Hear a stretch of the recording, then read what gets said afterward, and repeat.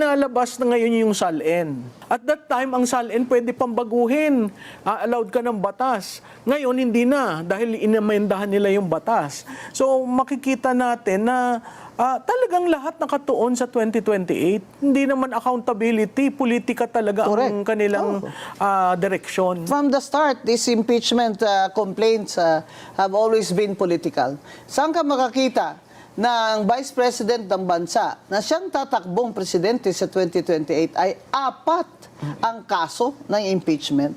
Saan ka makakita na para lang kunyari na hindi naman siya lang, ay may nag-file din ng kasong impeachment kay Bongbong Marcos. Kaya itong palaisipan nila sa Senado, kung makakuha sila ng 16 votes, kahit na sabihin nilang mag-absent pa si Bato, ay kailangan pa rin ng mga senador na pro-impeachment ng 16 votes, which they do not have. Hindi ba? At mahirap ang 16, kasi makikita mo yung math. Ang akala yata nila, pag naminusan ng 3 dahil dyan sa flood control projects, yung 2/3 liliit. Binibira nila lagi si Leandro Leviste. Ano kaya pakiramdam ni Senator Loren Legarda dyan? Kasi nasa majority siya. Di ba, isa sa 15. Doon sa 9, ang object nila, alsin yung 3 pa, alsin si Bato, si 4, si Go, 5. Pero mali ang basa sa Saligang Batas. Ang Saligang Batas ang sinasabi of all the 24. Yes. Whatever happens, they must get 16 votes, which right now, it looks like they cannot. So, everything here is now political. Because they know that they cannot reach 16, and yet, itutuloy nila para pabuksan yung bank accounts, possibly even freeze her bank accounts. Doon sa, usually kasi 18 months ang preparasyon ng national campaign. Kung 18 months, December 2026 siya maghahayag.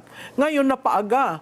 So merong 10 months na aayusin mo lahat ang mga problema sa organisasyon. Di ba tinapon na ang sink, tinapon na ang bahay, ano pa ba naman ang itatapon? So, ako, again, yung ginagawa dati ni Presidente Digong, sinabi na niya ang buhay niya, lahat ng pangit, lahat ng problema niya sa buhay. Pagdating ng eleksyon, wala ka nang ibabato.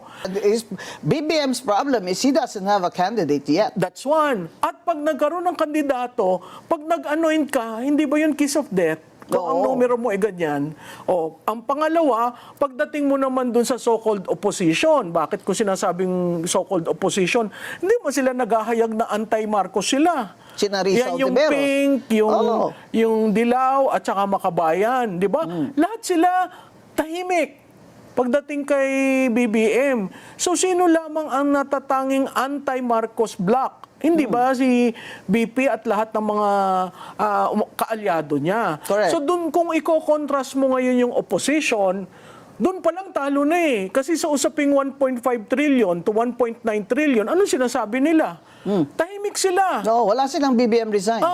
Samantalang dito, consistently, saan napunta ang pondo, sinong nagbulsa, dapat may pananagutan. Correct. Alam mo naman ito, hawak nila COMELEC. Correct. At marami silang pera.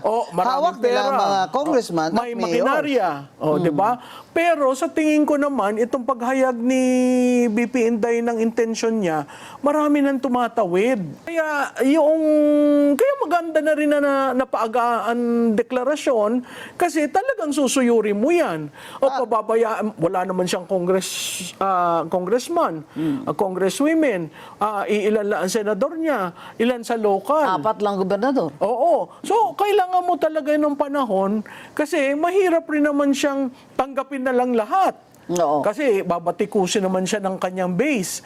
Ang difference, Attorney Guanzon, is si BP Inday may 30 to 35% ng total registered voters. Yun yung tinatawag na the enduring Duterte base. Right. But in the time of Digong, he also had a few governors only. Yes. So, sanay sila na outlier, sanay na underdog. Tsaka kami mga Bisaya, sanay kami na underdog eh. So, fighter mga Bisaya. So, ito, Halos, saan ka naman nakakita ng survey na 70%, 80% ang Mindanao para sa kanya? Yeah. Weak lang siya sa Calabarzon. Yan, yung sa Luzon, Luzon. di ba? Pero La Union, may ganyan. sputtering ng green sa Luzon. Kailangan lang siguro bisitahin, kailangan talagang i-court mo. No, at saka i-focus siguro yung anti-corruption talaga Oo, na yun na, talaga. ano, That is the campaign anti-corruption trigger. campaign talaga Oo. to reform the government. Oo. Number one issue in 2028. The disadvantage of BBM's candidate is may bahid. Oo. Di ba? So, At saka, yeah. tatanungin ka ng tatanungin, saan napunta yung pera? Sino ang mastermind? Yes. Kung hindi nyo yun sinasagot ngayon, magiging campaign issue yun sa Lalo na, 1998. walang nakukulong. Precisely. Hanggang ngayon, si Martin hindi nakulong. Oo. Si Garjola hindi nakulong. Oo. Ang And kinulong yet- lang nila, si Rebilla. Si Rebilla. That's Oo. not... So pag nakikita mo, yung trend, ang taas-taas noon, talagang sumasadsad. At hindi siya nakakabalik. Ang difference kay Inday, meron siya ng blip, tapos umaangat ng konti, blip, tapos umaangat ng konti. Sino ang nagpapaangat sa kanya? Parating Mindanao. Tsaka, ang mga tao sa Mindanao at kami mga Bisaya ba, mga Cebuano, may identification connection eh. Di ba? Na we would rather trust somebody who is from our region than someone who is from that region and has a record of corruption.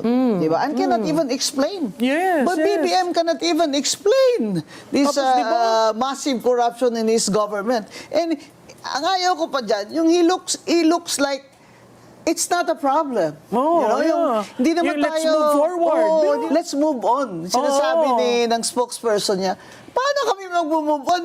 Walang nakukulong.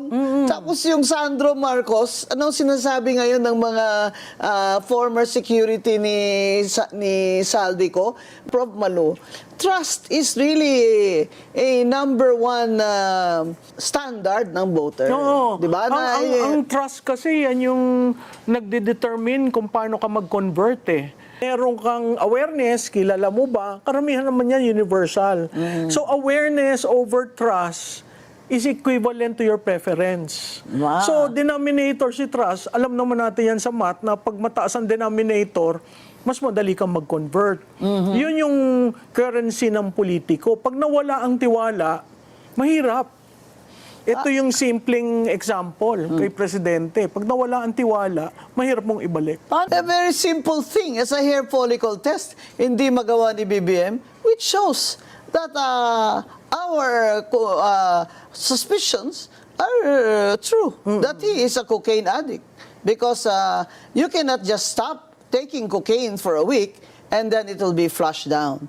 Even in 3 months, it might not be able to be flushed down, unlike a urine test. And so, Bongbong Marcos has to do more than just give us band-aid solutions. And obvious ba mga kababayan na he's a lame duck.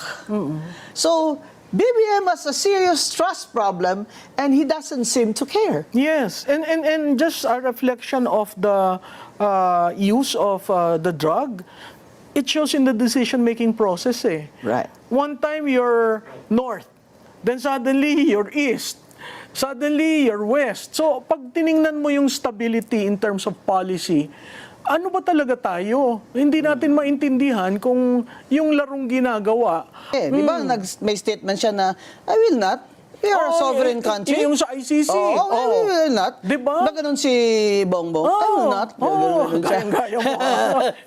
I will not. We are a sovereign country. Oo, lalo na doon sa ICC pumunta dito, lahat ng meeting is sa private hotels, hindi naman sa government, walang tiningnan na data, ilan lang ang selected na kaya ka magtataka kasi yung unang sabi ng ICC, sino ang mga magwi-witness? Bakit wala pa palang nagwi-witness? Ba't nyo tinangay doon? Di ba? So makikita mo, sandali lang, paano ka ba nag-decide? Bakit sabi mo, sovereign natin yan, paglalaban ko yan, tapos bigla mong pinadala? Pero doon siya nagkamali, ha? Doon. In terms of Hindi na niya yan- political move. Tapos, That di was ba, a major boo-boo. linibing si tatay nila. Siya nagsabi na ako'y nagpapasalamat sa ginawang ganito ni Juan. Tapos Yeah. anong ginawa? he just made Digong a martyr. Yes. Diba? And if he dies there, God forbid, Ay, oo. VP Sara will win by a wide Oo, margin. kasi tatlong senaryo yan. O, maibalik, siyempre, kasama sa kampanya, matindi rin. Hindi maibalik, ay, matindi rin dahil Maawa. yung anak, di ba? Tinan mo ang ginawa siya, pati tatay. Pag namatay doon, Lalo na. naku, Bing. Lalo na. Eh kung yung kay Cory, eh ganun lamang, nagsasakit, nanalo ang anak, Na hindi wala namang overwhelmingly. kaplano-plano si Pinoy. Yes. O itong kay Inday Sara, talagang mahihirapan sila dyan sa ginawa nila. Plus ngayon, talagang may balwarte. May balwarte. Mindanao and Eastern Visayas. Oo, Cebu, Bohol, Dumaguete. Central. Oo, Yeah. Central Visayas. Kaya ang parati kong sinasabi, oo, siguro yung preference, she will have to earn that kasi race eh. Pero in terms of balwarte, sino bang may solid base? Sa lahat ng mga kandidato, wala akong nakikita may solid base. Siguro si Ilocos Robredo. is not even bongbongs now. Oo. It's Aimee Marcos Oo, and Will si Chavit. Robredo siguro sa Naga. Pero dahil clannish rin ang Bicolano, kung bumoto from Raul Roco to other kwan, pwedeng competitive. Pero, Iba rin sa Sorsogon. pag pinagtapat mo sila, sandali lang, ano ba ang governance model? Parati nilang sinasabi, itong si Robredo, walang COA. Ito may COA. Ikaw naman galing ka sa COA, 'di ba? Nagkaroon sila ng ruling ng COA.